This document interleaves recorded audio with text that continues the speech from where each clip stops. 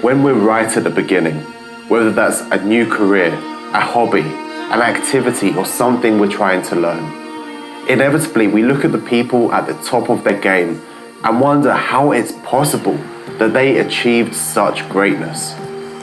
It seems practically impossible as we gaze at these icons to understand how someone could ever reach such dizzying heights in that field. We tell ourselves, well, surely that person was born with that talent. They were born with that ability. Surely it's not something that it must be divinely gifted. With trading and investing, this seems to be amplified even more because the markets can be brutal and it can feel like you're just not getting it right time and time again. And yet, you look at the people who have achieved what you want to achieve and they're enjoying the fruits of their labor. And there seems to be this huge gulf between the ordinary people and those who finally made it. But the truth is this, they all had to start somewhere. Gave me a book on technical analysis of stock trends by McGee and Edwards. Tell me, read that. I read it. Go home, read it again. I read it. Go home, read it again. I read it. He goes, you're ready to trade. They were all amateurs once. I spent a lot of time at Baker Library just trying to understand and trying to learn about finance. They all had their struggles and their mistakes. I had 2 phenomenal learning periods where I lost everything. Like I had $10,000 and went down to zero. And then I made back like $20,000 and then went down to zero. And I remember...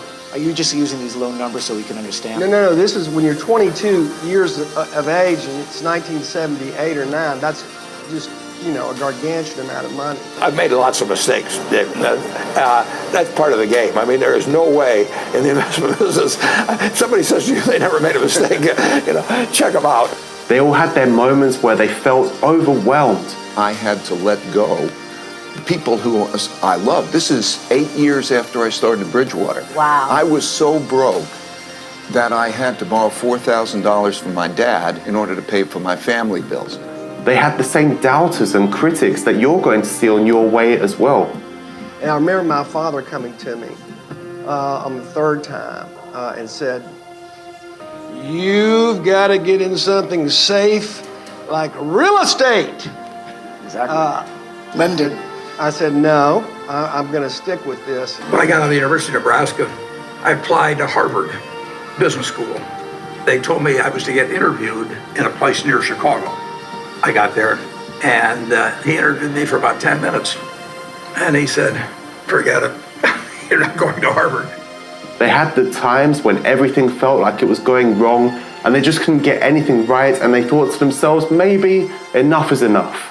One day you walk in and you think you're a genius. Oh, my positions are in my way. Look, and the next day you walk in and they're against you and you feel you're a dope. How could I have done what I did and so on?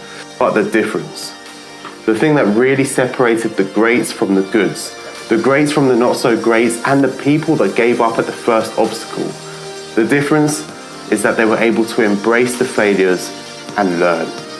If anyone told you that this was going to be easy, they were just being kind to you. Nothing with such great rewards, nothing with such self-fulfillment, nothing with such great potential comes without a struggle, without passion, and without the need for pure dedication. So yes, it's going to keep being tough, but the blueprint has been laid out for you. Others have done what you're trying to do. There will always be people telling you that you haven't got what it takes to succeed in this, that, or something else. But just make sure that those naysayers don't include you. Brush yourself off, embrace your failures, learn from your mistakes, and don't accept defeat. You've got this. Now let's get to work.